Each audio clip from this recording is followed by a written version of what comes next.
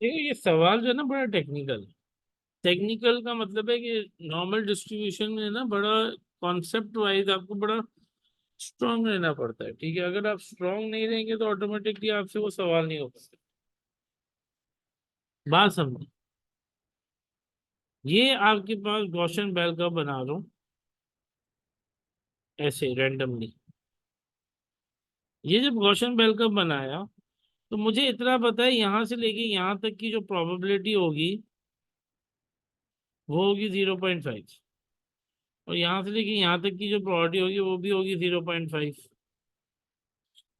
अगर मेरे पास probability given है 0.6, तो मुझे ये पता है कि गॉसियन बेल कर्व में ये राइट हैंड साइड पे आएगा। ये प्रोबेबिलिटी हमेशा कहाँ बताता है, लेस देन किस पे बताता है। ठीक है, बट अब ये सवाल फर्क है। अब देखिए ये जो 6 है ये कब आ जाएगा, जब प्रोबेबिलिटी बता देगा x लेस देन a। ये कहाँ आ जाएगा, राइट पे। ताकि जब मैं राइट पे इसको मार्क करूंगा तो जो लेस देन की है वो क्या आ जाएगा, 0.6।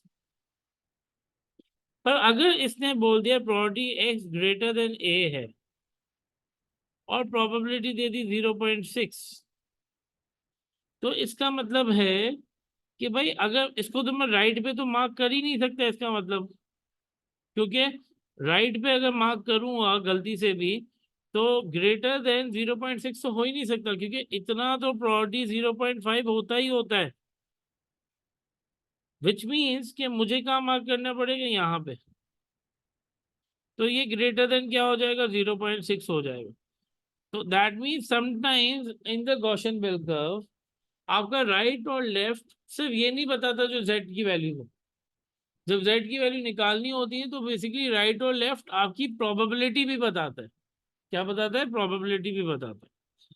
अब जैसे एग्जांपल है, ये क्या है, probability that x is less than 7, और दे दिया 0.2119, 0.2119। अब मुझे ये गॉसियन बेल का बनाया। अब गॉसियन बेल का इसलिए बनाता हूँ ताकि चीजें आसान हो जाए। अगर मैं बाय चांस ऐसे रैंडमली इसको राइट पे मार्क करता हूँ तो लेस देन, राइट पे मैंने मार्क किया तो लेस देन ये सब 0.2119 नहीं हो सकता, क्योंकि ये तो पूरा 0.5 ऑलरेडी है। यहां से लेके यहां तक क्या हो जाएगा, 0.5 की प्रोबेबिलिटी ऑलरेडी मौजूद है। तो ये पूरा 0.2119 0.5 से छोटा तो हो ही नहीं सकता। तो दैट मीन्स इसको मुझे कहाँ मार्क करना पड़ेगा, इसको मैं मार्क करूंगा लेफ्ट पे, ताकि लेस देन जो है, अब मुझे पता है 0.2119 हो सकता है प्रोबेबिलिटी, क्योंकि ये चीज मुझे क्या दे देगा, 0.2119। इसका मतलब ठीक है ये प्रोबेबिलिटी 0.5 से छोटी है, तो पॉसिबिलिटी है। तो हम क्या करेंगे, हमने क्वेश्चन में पता है कि भाई ये जो एक्स था वो ये 7 था, जो एक्स था वो यहाँ पे क्या है, 7 है। क्या मैं इसकी जेड के थ्रू, ये जेड के थ्रू, ये तो हमने एक्स के थ्रू निकाला है ना, 0.2119। अब यही चीज अगर ये एक्स हो गया ये जेड निकाल लो, दैट मीन प्रोबेबिलिटी मुझे पता है 0.2119 है। क्या मैं इसकी जेड की वैल्यू निकाल सकता हूँ, लेट से ए एग्जाम्पल है, लेट से ए। तो मैंने ये चीज क्या की कि probability that x, probability that Z is less than a should be 0.2119। तो a कैसे निकलेगा, फाइव इनवर्स ऑफ 0.2119, इसका मतलब उल्टा, फाइव इनवर्स ऑफ 2.119 पर। अब प्रॉब्लम में एक, मैं 2.119 तो निकाल ही नहीं सकता। क्यों नहीं निकाल सकता, क्योंकि जो मेरे z है वो मिनिमम 0.5 की वैल्यू देता है। ठीक है जी, तो इसका मतलब ये हुआ कि इसी डायग्राम में मुझे इसको क्या करना पड़ेगा, सिमेट्रिकल करना पड़ेगा। ये पॉसिबल नहीं है। अब जो राइट वाली ए, जो लेफ्ट वाला ए था उसको मैं राइट पे ले गया और मैंने क्या कर दिया, राइट हैंड साइड पे ये मार्क कर दिया, विच मीन 0.2119। अब तो मैं निकाल सकता हूँ कैसे, ये ए 0.2199 राइट पे, तो लेफ्ट की प्रोबेबिलिटी क्या हो जाएगी, 1 माइनस 0.2119। अगर मैं 1 माइनस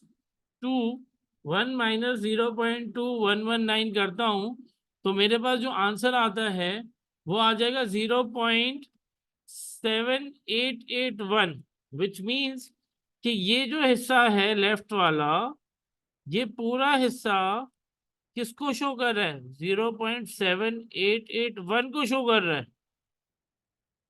तो अब इसका मतलब ये हुआ प्रोबेबिलिटी लेस देन ए, हम इसको बोल सकते हैं 0.7881। अब सिंस से प्रोबेबिलिटी 0.5 से ऊपर है तो क्योंकि वो राइट हैंड साइड पे, तो अब मैं ए का क्या करूंगा, five inverse of 0.7881।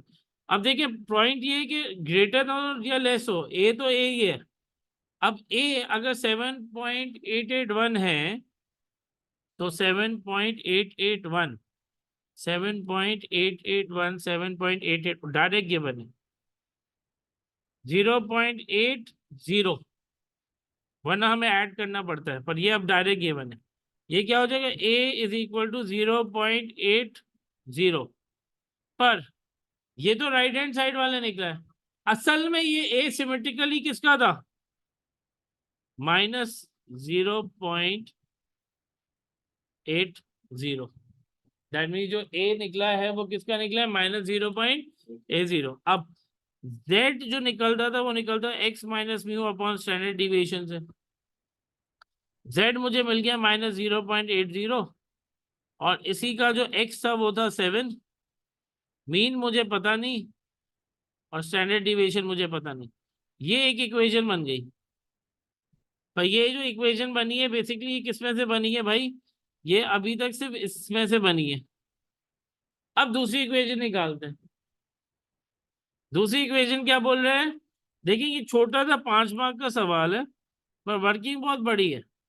x less than 10 और क्या बता दिया, 0.6700, 0.67 डबल। अब इधर देखें, यहाँ पे क्या होगा, मुझे ये पता है प्रोबेबिलिटी 0.6700 है, तो 0.5 तो यहाँ तक होती है, तो इसका मतलब यहाँ पे आ जाएगा। और less than automatically left show कर रहा है क्योंकि लेस देन ही है, तो ये 10 है x के लिए, तो ये क्या हो जाएगा 0.6700। तो मुझे और कुछ करने की इसमें जरूरत नहीं है।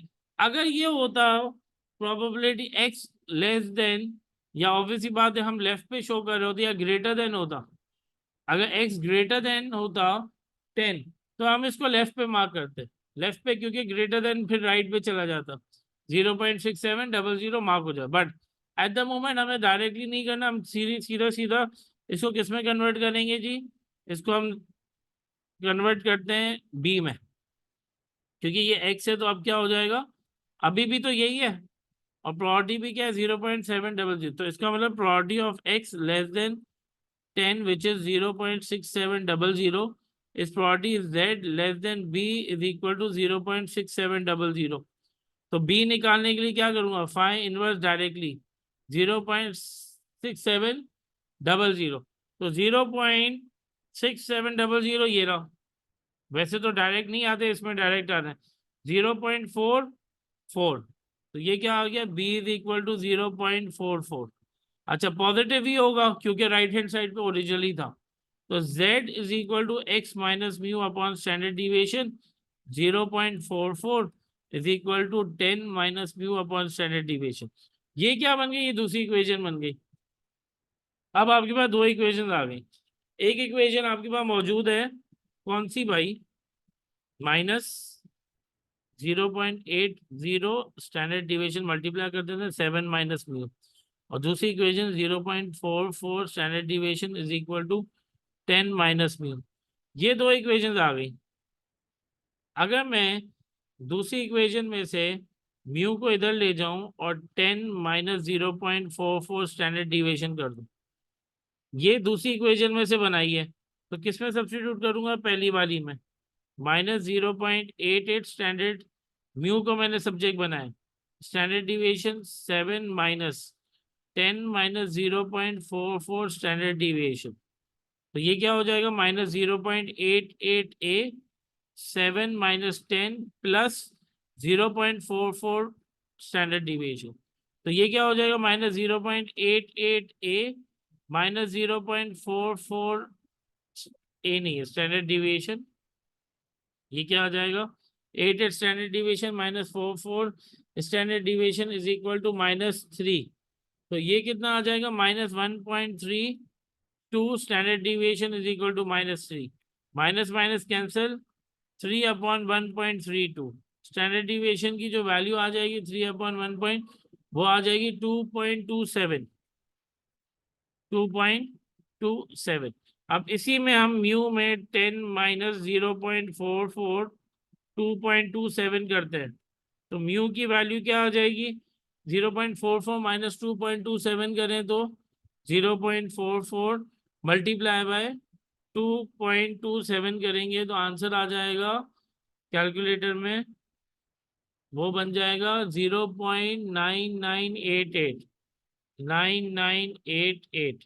तो 10 से ज़रा माइनस करेंगे इसको तो आंसर क्या बन जाएगा? 9.0012। तो let's round it off to what? 9। तो मीन मेरा 9 है और स्टैंडर्ड डिविएशन आ जाएगा 2.27। तो छोटा सा सवाल था, इतना बड़ा मुश्किल सवाल नहीं था। It was more about the concept of probability linking to right और लेफ्ट।